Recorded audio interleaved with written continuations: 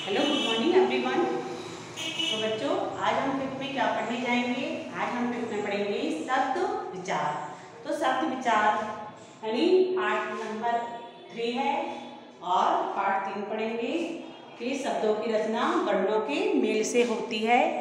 तो आज हम इनके बारे में पढ़ेंगे। जैसे कि इसमें दिया हुआ है शब्द विचार, ठीक है, पार्ट 3। तो शब्दों की रचना वर्णों के मेल से होती है। जैसे तोता, गाय, मोर की रचना वर्णों के मेल से हुई, इसका कोई ना कोई अर्थ है ना। इसलिए ये शब्द हैं इस प्रकार। वर्णों के सार्थक मेल को शब्द कहते हैं। क्या कहते हैं? सार्थक मेल को शब्द कहते हैं। शब्दों के प्रकार। हिंदी भाषा में शब्दों के हिंदी भाषा जो है उन शब्दों को 3 आधारों पे बांटा गया है। कौन कौन सा है? उत्पत्ति के आधार पर, बनावट के आधार पर और प्रयोग के आधार पर।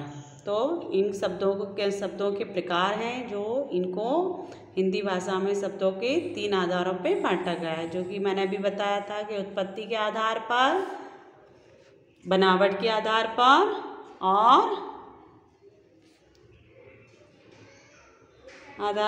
और प्रयोग के आधार पर। तो उत्पत्ति के आधार पर शब्द 4 प्रकार के होते हैं।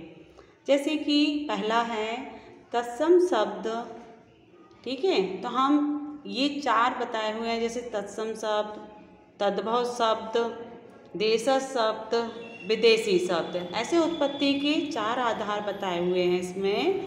तो सबसे पहले हम पढ़ेंगे तत्सम शब्द।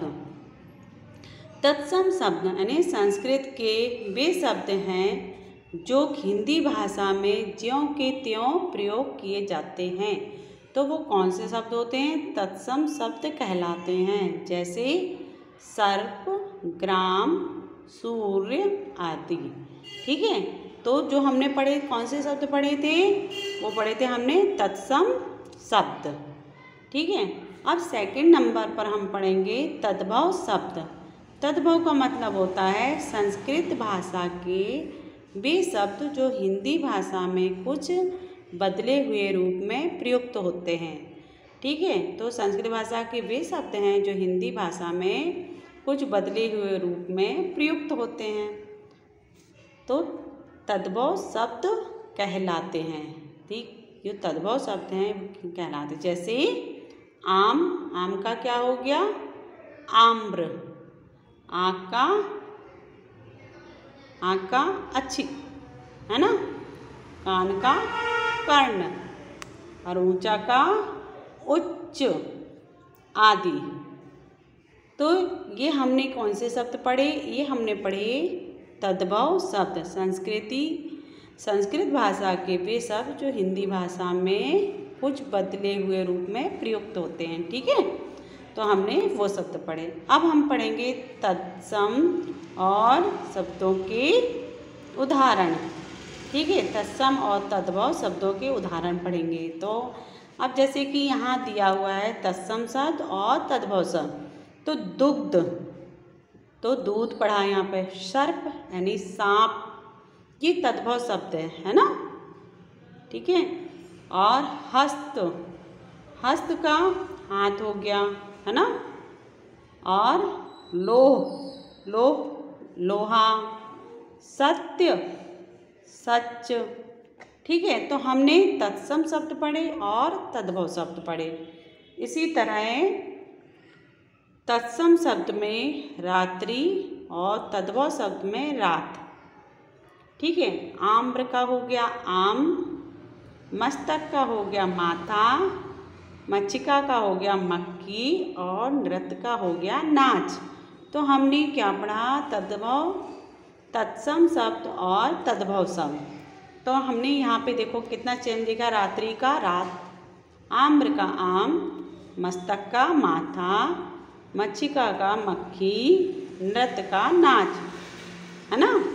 तो हमें ये तद्भव और तत्सम शब्द में फ़र्क मालूम हुआ, है ना। तो हमें इस चीज़ को याद रखना है। ऐसे ही हम पढ़ेंगे देशज शब्द। ये शब्द जो क्षेत्र विशेष की विभिन्न बोलियों में हिंदी में आ गए हैं, तो इनको क्या कहते हैं? देशज शब्द यानी कहलाते हैं। जैसे चिड़िया, डिबिया, आए, पत्थर, गाड़ी आदि। तो ये कौन से हमने शब्द पढ़े? ये हमने पढ़े देशज शब्द। और विदेशी शब्द कौन से होते हैं? विदेशी शब्द ये वाले हैं। इसके अंतर्गत विदेशी भाषाओं के वे शब्द आते हैं जो हिंदी में प्रचलित हो गए हैं। जैसे स्टेशन, मोटर, चपरासी, मकान आदि। तो ये कौन से हैं? विदेशी शब्द। ठीक है, तो विदेशी भाषाओं के वे शब्द आते हैं जो हिंदी में प्रचलित हो गए हैं, यानी ज़्यादातर यही बोला जाता है ना। जैसे स्टेशन, मोटर, चपरासी, मकान आदि। तो देखो बच्चों, जैसे कि यहाँ पे दिया अंग्रेजी, फारसी, अरबी, तुर्की और पुर्तगाली और चीनी। तो इन शब्दों को बताया, जैसे डॉक्टर है ना, कॉलेज, पेन, स्कूल, चॉकलेट, ये क्या है? अंग्रेजी शब्द है ना। ऐसे ही फारसी में दिया है कागज़, बाजार, आज़ादी, दुकान, आदमी। और अरबी है, वो कौन सी होगी? कमीज, जहाज, इलाज, मालिक, अमीर।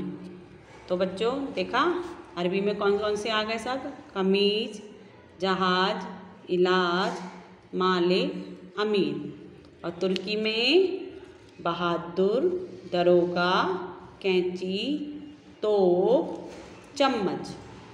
कौन से हैं? बहादुर, दरोगा, कैंची, तोप, चम्मच। इसी तरह पुर्तगाली जो है, पुर्तगाली में है चाबी, बाल्टी, संतरा, तौलिया, अलमारी। कौन से शब्द आ रहे हैं? चाबी, बाल्टी, संतरा, तौलिया और अलमारी। तो हमने ये पुर्तगाली शब्द भी पढ़े। और अब हम पढ़ेंगे चीनी। चीनी शब्द जैसे कि चाय, लीची, तूफान, पटाखा, चीकू। तो हमने ये शब्द पढ़े। पहले पढ़े थे हमने अंग्रेजी, फिर पढ़े फ्रांसीसी, है ना, फिर पढ़े अरबी, और उसके बाद हमने कौन सा? तुर्की, फिर पुर्तगाली, फिर चीनी। तो हमने इनको रीड किया। ठीक है, तो हमें ये कौन से शब्द पढ़े हैं उनके बारे में ये 6 लैंग्वेज जो बताई हैं, अंग्रेजी, फारसी हैं, अरबी, तुर्की, पुर्तगाली, चीनी। तो हमने इनके बारे में पढ़ा। अब हम पढ़ेंगे रचना बनावट के आधार पर। तो रचना के आधार पर शब्दों के 3 भेद होते हैं। कौन से होते हैं? रूढ़ शब्द, यौगिक शब्द और योग रूढ़ शब्द। कौन से होते हैं? ये हमने शब्द पढ़े। कौन से 3 भेद होते हैं? रूढ़ शब्द, यौगिक शब्द तथा योग रूढ़ शब्द। तो रूढ़ शब्द कौन से होते हैं? जो शब्द हमेशा से किसी विशेष अर्थ के लिए प्रयोग होते हैं उन्हें रूढ़ शब्द कहते हैं, है ना। जैसे कमल, लकड़ी, पगड़ी, चिड़िया आदि। तो ये कौन से हैं? ये रूढ़ शब्द हैं। फिर से एक बार रीड करती जिससे आपको अच्छे से समझ में आए। रूढ़ शब्द कौन से होते हैं? जो शब्द हमेशा से किसी विशेष अर्थ के लिए प्रयोग होते रहे हैं उन्हें रूढ़ शब्द कहते हैं। जैसे कमल, लकड़ी, पगड़ी, चिड़िया आदि। अब हम पढ़ेंगे यौगिक शब्द। वे सार्थक शब्द जो कई सार्थक शब्दों के योग अथवा मेल से बने हैं।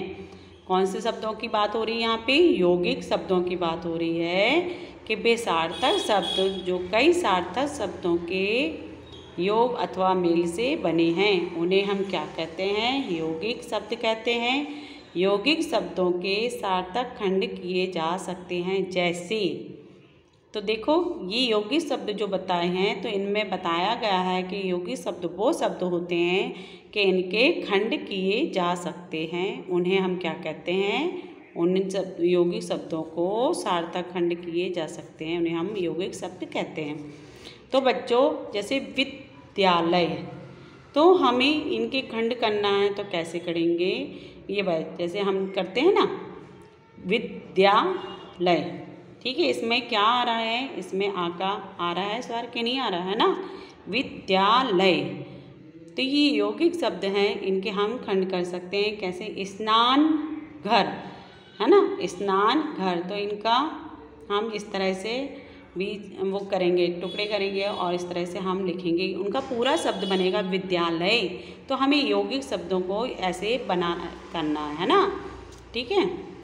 तो इस तरह से हमने यहाँ पर क्या है, खंड करके बताया हुआ है कि यौगिक शब्दों के सार्थक खंड कैसे किए जा सकते हैं। तो हमने यौगिक शब्दों के यहाँ सार्थक खंड जो पढ़ रहे हैं ये है ना।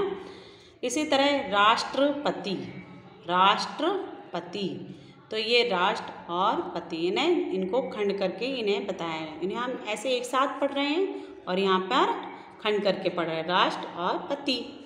ऐसे ही यहाँ पढ़ा सेनापति, तो सेना और पति। तो हमने क्या किया है, यौगिक शब्दों के खंड किए हैं और उनके सार्थक खंडों के द्वारा हम पढ़ रहे हैं, है ना। योग ऋण, अब हम पढ़ेंगे योग ऋण।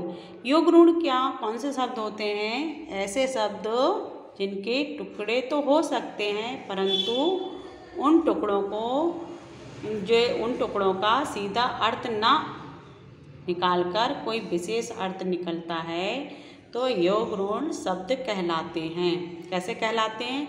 जिनका यानी कोई विशेष अर्थ नहीं निकलता तो क्या कहलाते हैं? योग ऋण शब्द कहलाते हैं।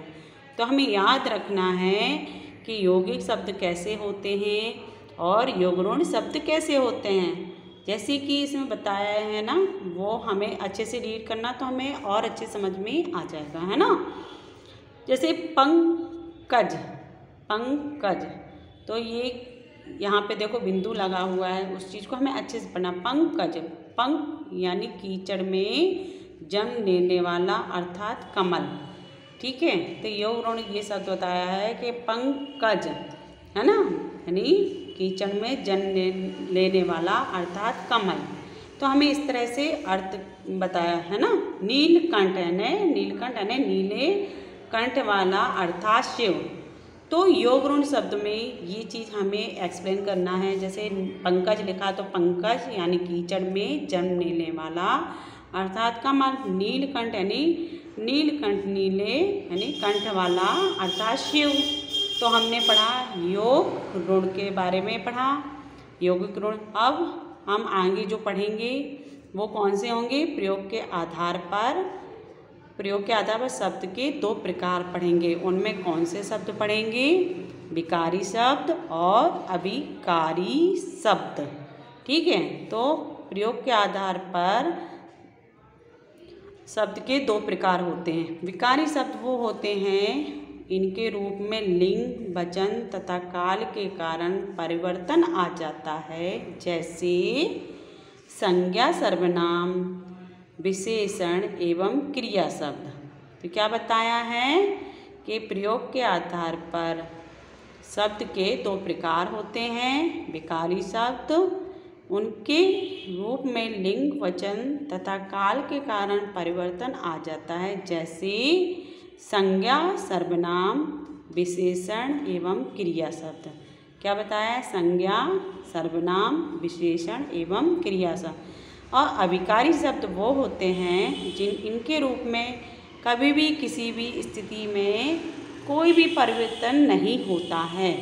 तो अविकारी शब्दों में क्या होता है? इनके रूप में कभी भी किसी भी स्थिति में कोई भी परिवर्तन नहीं होता है, जैसे क्रिया विशेषण, संबोधक, संबंध बोधक, ठीक है।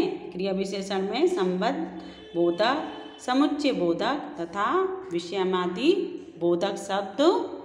इन शब्दों के विषय में आप अगले अध्याय में पढ़ेंगे। तो बच्चों अब हम यहीं पर क्लास ख़त्म करते हैं। यहाँ पर आज आपकी क्लास ख़त्म होती है तो हमें अभिकारी शब्द अच्छे से पढ़ने हैं और इनमें कोई परिवर्तन, किसी भी स्थिति में कोई परिवर्तन नहीं होता है। तो हमें इन चीज़ों को अच्छे से पढ़ना है। संबंध बोधक, समुच्चय बोधक, विस्मयादि बोधक, तो इन चीज़ों को हम अच्छे से पढ़ेंगे और सीखेंगे। ठीक है, तो अब जो आपका बचा हुआ है वो हम नेक्स्ट टाइम पढ़ाएंगे। तो यहीं आपकी आज क्लास ख़त्म होती है। टेक केयर, बाय बच्चों।